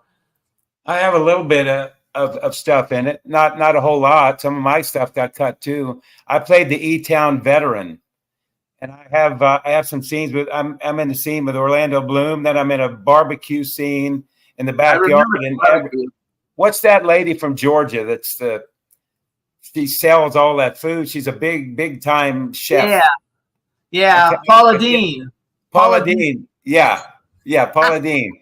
So I had some stuff with her, and I had some scenes in a where the family got together, and then I had a couple scenes in the backyard. They had a backyard barbecue, and I was there 5 days. I didn't have a big role, but I got to meet everybody. I mean, Alec Baldwin wasn't there when I was there. But I did. Kirsten Dunst was there. Orlando Bloom was there. Oh gosh, he's been in a lot of stuff. He always plays a cop. Anyway, do you play a cop a lot? Have you played a cop a lot? Yeah. Yeah, and military. Yeah, I've played a lot of those. He plays preacher, policeman. I played a lot of mob bosses. He plays a lot of mob bosses too. Yeah. I was on a series called Cypher on the Roku channel. I was the mob boss on that show. Actually, that's a good show. I was the mob boss Chris on that show, and it got renewed for seasons 2 and 3. And the sad thing was that I had just signed a contract for 26 more episodes. And a month later, the actors went on strike, like literally about a month later. So the showrunner says, Sherry with Organic Media in Santa Monica says, look, well, we've got second season is written. Well, first the writers went on strike and then the actors after that. But she says the writers have written season 2 and 2 episodes of season 3. And theoretically, they're paid. We could go ahead and shoot this, though that second season and 2 episodes. And then the actors went on strike. And she says, well, we're done now. We can't shoot it because this is everything SAG. And it was all union. It was an all union thing. So she said, we're just going to wait it out. And then when this thing's over, hopefully we can get back to filming, And I had signed a really nice contract with a bonus at the last week of shooting. And then about, I don't know, when did the strike end? December or something? November, December of that same year? December. It was 8 or 9 months, whatever it was. I don't recall now, but then Sherry Gruel is her name, very, very nice person. And she was the showrunner. She sent everybody an email, said, look, Roku pulled the pin on the show. So that was the end of that. But so do you like doing because you've done a bunch of TV series and you also have done a bunch of movies. Do you like doing which do you prefer, TV series or movies? Well, the series stuff is great if you're a regular. I mean, well, even a co-star guest, I like doing any of it and all of it, honestly. You name it, it's fine with me as long as the check cashes, If the check cashes, I'm good. That's funny. I like that. And if you're treated properly, if you're not, made to sit out, I don't know, out in the lower 40 and freeze while you're trying to eat lunch. I mean, if you're treated properly and the money's good, I mean, I'll pretty much do anything. I won't do full nudity. No, I won't do that. There's a few things I won't do. most things I'll do. But I like when Kyle said soaps. See, I was never regular, and I can see his point about it's regular. It's the closest 9 to 5 as you can get, right? I mean, it's regular money every week, and that would be cool. I like movies because it pays a lot more money, and you're not there as long. You don't have to. Your whole life's not on set. And I have a wife married 52 years, and I have 8 grandkids and 3 kids. So I don't want to be gone all the time. I just don't. And I have enough money now where I really don't have to work all the time. I don't have to make ends meet, So, I mean, we're pretty well off now. So I will work. I'm very grateful. I will work till I drop dead. Well, that's where I'm at. That's what I'm going to do. Because I love my work. Yeah. And what would I do if I stopped making movies and doing this show? What would I do? Play dominoes? I mean, go sit in the park with pigeons? What do you do? Yeah, no, you're right. I get the same. I have the same feelings about it. Exactly. I'm going to keep doing this till I drop dead. I mean, my grandpa, he didn't make movies, but he worked until he dropped over. He died at work. He hated retirement. He was a Scotsman. He hated retirement. Retirement is when the brain stops working, and when the brain stops working, the body stops working, and the heart stops working. So as long as you got all those things going, you're going to live. I also think you've done a lot of cool things. And I play music too. I have gigs almost every week.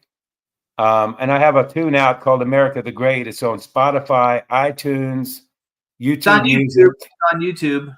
I listened to it yesterday. It's on YouTube Music. Yeah, well, I think it should be re-recorded, but I had to fight with the band over it, so we didn't do it. But I think the lyrics are very patriotic. The lyrics are really good, and you should re-record it because the voice is drowned out too much in it. You're right. That's another reason I want to re-record it. But I think the premise of the song, the lyrics, and the music, I think all those are good. I just think the production quality could have been a lot better.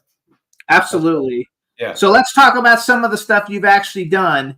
First of all, I want to talk about some of the people you've worked with because it'll tie it together. But you've worked with a bunch of people, and a bunch of them have been on our show. Some of them were on many years ago.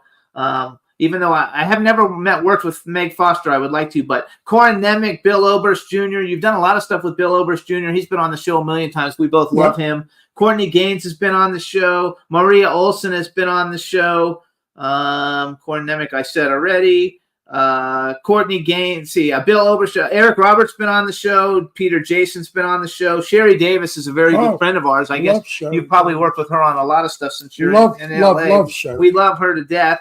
Robert Donovan's been on the show a bunch of times. Andrew Stevens we just had on the show. Let's see.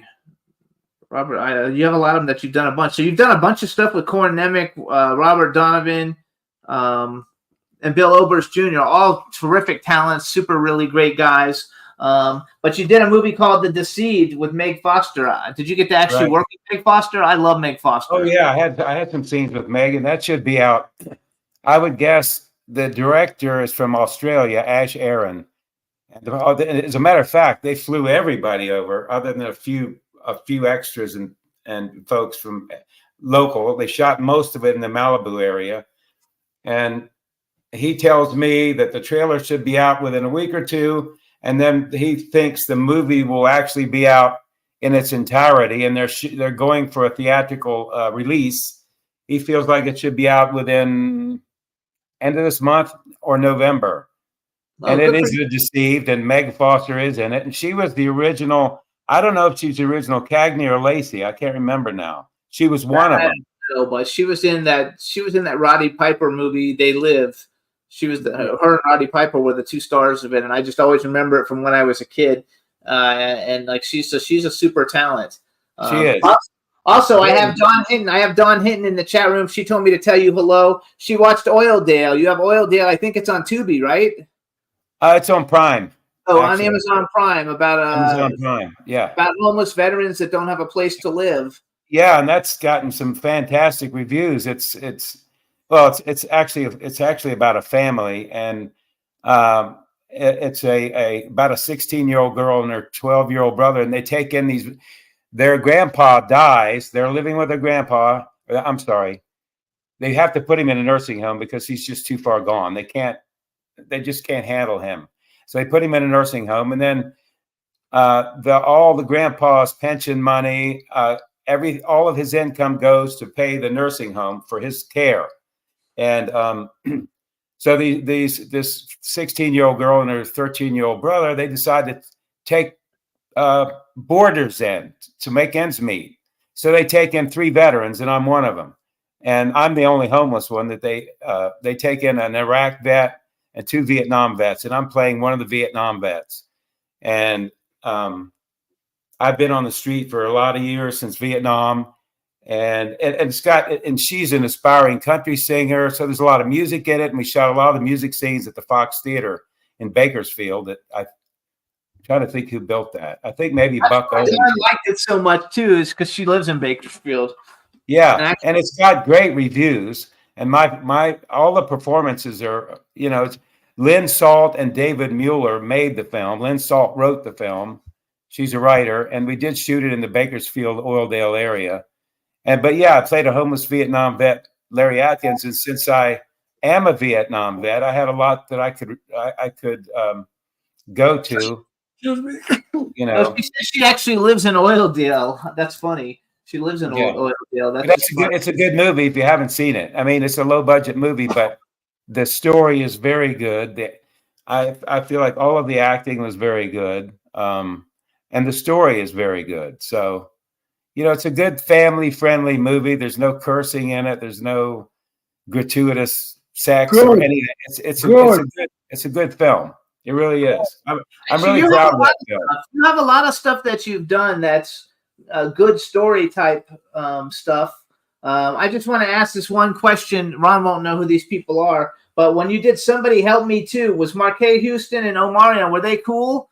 Like musically, I'm a big fan of their music back in the day.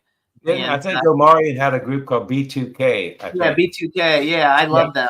And they were great. They were great, and BET funded the film. We stayed in cabins up near Lake Arrowhead. Everything was a night shoot, I think, except maybe one day. So I could sort of relate to what Kyle was saying earlier about shooting all night. Yeah. No fun. It was kind of hard to stay up all night every night.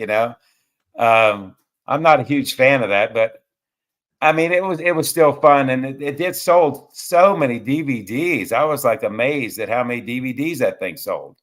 And not only Marcus and Omarion, but Jessica Zorba, Donna Summer's daughter. Yeah, we should. Donna Summer's daughter's in it too. Brooklyn Sudano. Yeah. Yes. Wait, what? Did we shoot Clown 3 at night somewhere? No, well, we shot into the night, but we didn't shot overnight. We shot that one night. We did. Yeah, until like 11 or 12 at night. Right. We didn't shoot overnight. I don't think I would like those overnight shoots either, though. I wouldn't really like that so much. I'm not crazy about it. And then after I did that, we did Somebody Help Me Too, which I don't think was nearly as good. The story wasn't nearly as good. And then from that, I got hired by Chris Stokes, the director, to do a pilot with John Amos, who just passed away. We did a pilot called Chris Stokes was the manager for Marquette Houston, because he had a group also, and then they discovered B2K. I'm big into the music thing, so I like it. And I'm actually friends with the other members of B2K. So I think it's just a cool thing, and I enjoyed it. So let's talk about.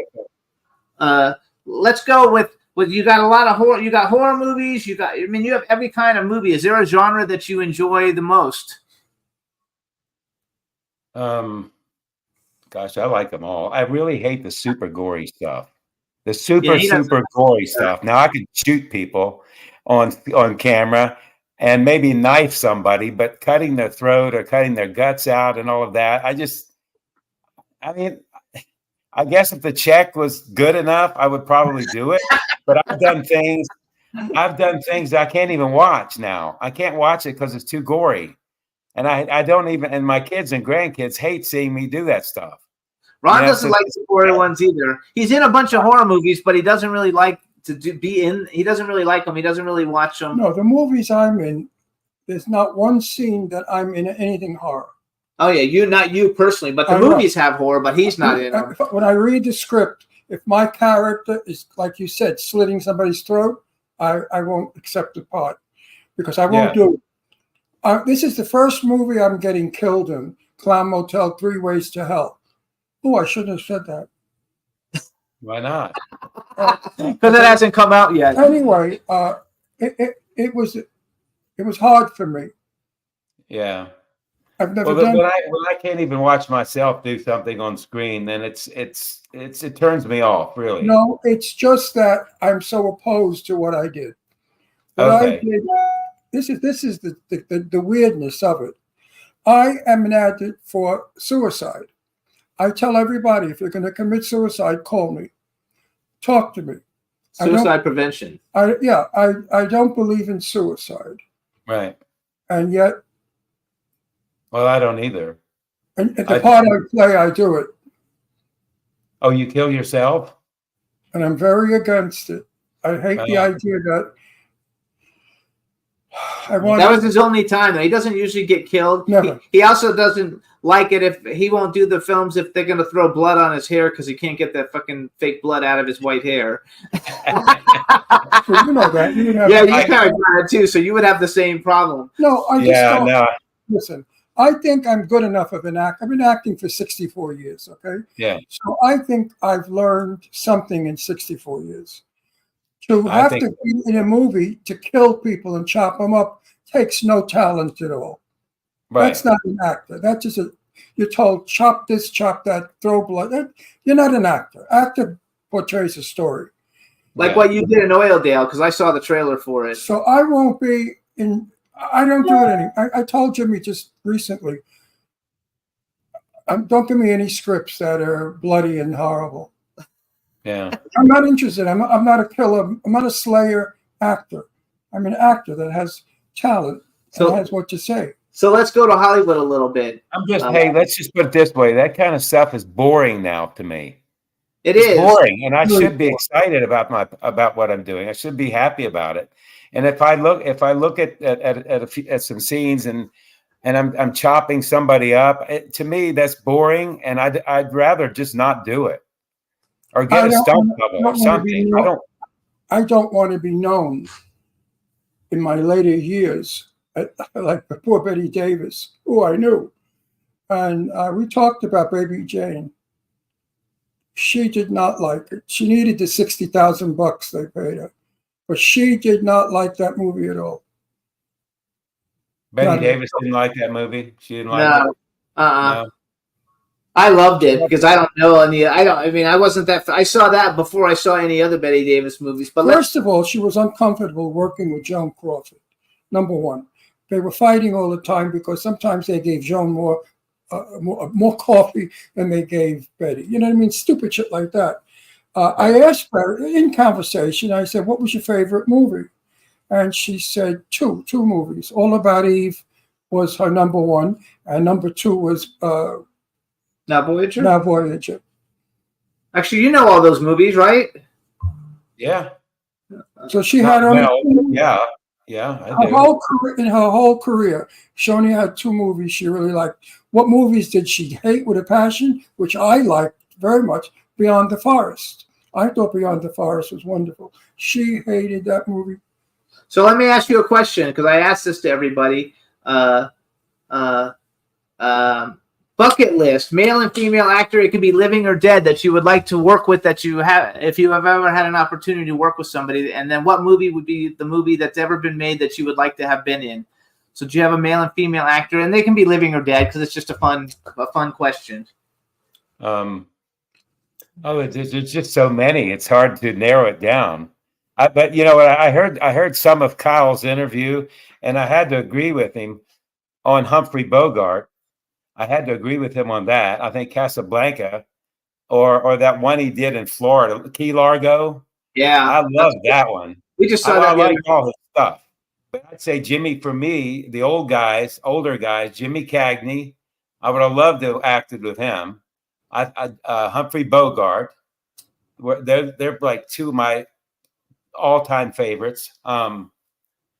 Spencer Tracy, I loved him. I loved his saying that I've heard years and years ago. He said, "Look, folks, learn your lines and don't bump into the furniture." And I always thought that was kind of cute. But you know what? It's smart. I mean, let's face it, you got to know your blocking as well, right? Wait a minute, hang on. When they have blocking in today's movie, they don't have blocking anymore. Most of the movies he's in don't have blocking. Not much, no. You're right. They don't. No. You know what they tell you? Walk over to the window and then go back to the chair. I said,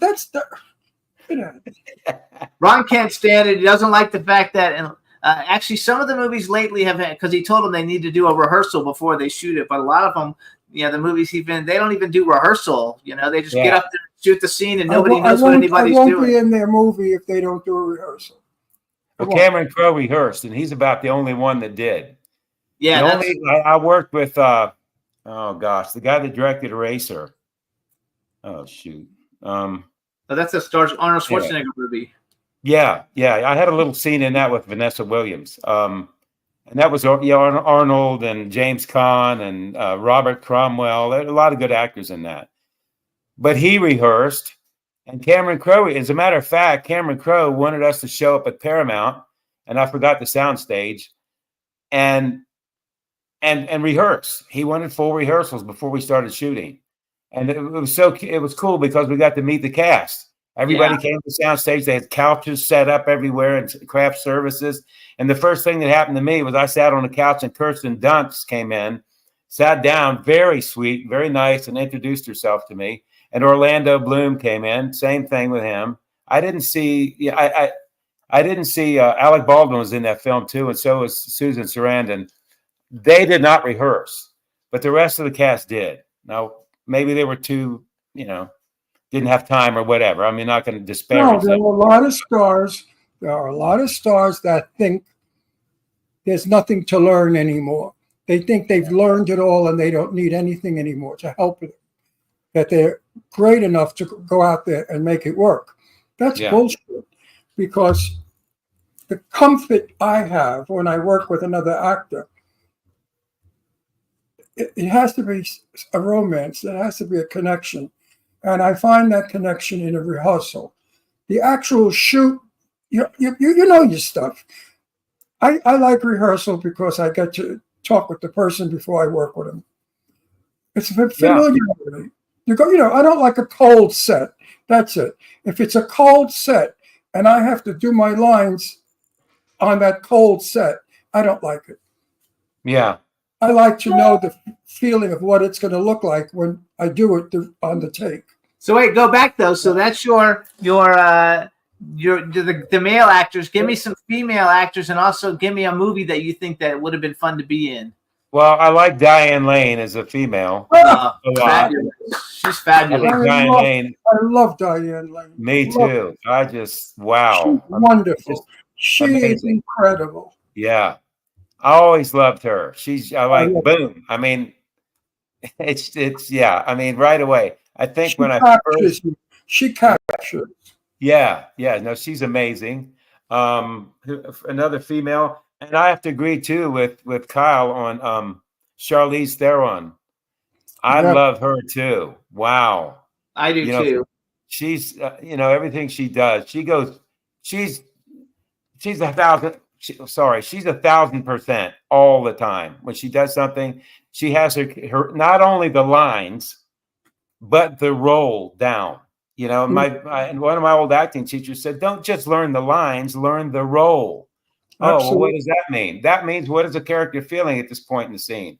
What does he mean What does he mean by this line? He may say I love you, but he may actually mean he hates you. Exactly. You got to get the gist. Says that all the time. He's all the time because every time he gets actors on, he says everybody does is just read lines, but they have no idea what the hell. It's just reading lines. So many of the young kids on my movies, right? They're young. They don't know what they're doing. They'll say, Ron, how can you help me to be an actor, a better actor? I said, become the character. Become the character. Don't think like the character. Become the character. Yeah. Let those words that you're speaking be your reality of who you are. And that's what I say. Get to know the character. Yeah. You have to know the character blow its nose. Like I'm dying to blow my nose right now, but because I have sinus. But does the character blow his nose? Because it might be a very important part of the scene. Yeah. But a lot of these kids, they don't do that. They don't care what the action is. They only want the word. Right. I tell everybody this. I'm sure you act this way too. Well, that's the gist of what I'm saying here is what an old time teacher told me. Don't just learn the lines, learn the role. Yeah, but hands act. In the lines. Hands act. Don't put your hands at your side and say, now I'm going out to play with my dog. Now I'm going to go out to play with my dog. That means something when we touch our hands, our faces all the time when we speak. Yet when they act, they don't want to touch their face, and it's not real. So you see the vintage actors, the really old good ones, or even the old movies. Cary Grant always had his hands in his face because it makes the audience interested. Wait, did you give us a movie? What's a movie you would like to have been in? Either an old movie or a new movie? I would love to have played Harrison Ford's part in Blade Runner, the first one. There you go. Now that's a role. First one. Oh yeah, the second one I didn't like at all, but the first one was great. Yeah, with Harrison Ford and Sean Young and the guy that played Roy Batty passed away. Oh gosh, I don't remember his name, but we met Sean Young during COVID. Actually, at an event during COVID, she was very nice. Yeah, he died. Oh gosh, I should know his name. But Blade Runner was a great movie. Blade Runner is like an iconic movie. I didn't like the remake. Did you like the remake? No, not really. Not after. No, I didn't. I'm going to find out who that guy is. So while he's looking, you guys, Sonny King, he's not real active on Instagram, but you can follow him on Instagram. He's Sonny H King. He's on Facebook. Check out check out his IMDb and all the stuff that he's been in. But again, follow him on Instagram, Sonny H King.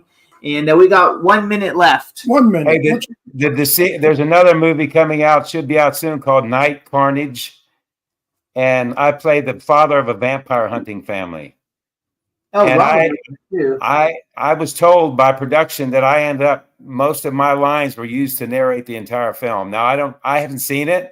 I haven't seen the trailer, but it should be out by Lionsgate, called Night Carnage. And they aged me up even more than I am now, with aging makeup and blah blah blah. And anyway, so and The Deceived should be out soon.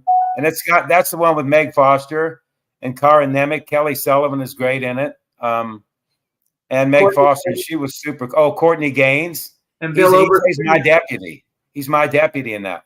I love it. So you guys look out for what was the first one you said? Not The Deceived, the Night Carnage. Night Carnage. So you guys look out for Night Carnage and The Deceived coming out with Sonny King. Follow him on Instagram. Check out his song, America. What's it called?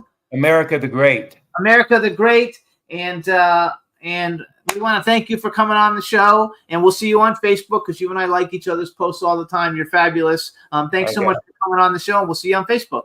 Thanks, guys. I appreciate it. Thanks for the interview. It was good time. Thank you so much. Thank you so much. Bye-bye. Thank you. Bye. All right, everybody. We'll see you next week. We're going to Halloween Hotness this weekend. Should be fun. Thanks, everybody, for being in the chat room, and we'll see you guys next week. Bye-bye.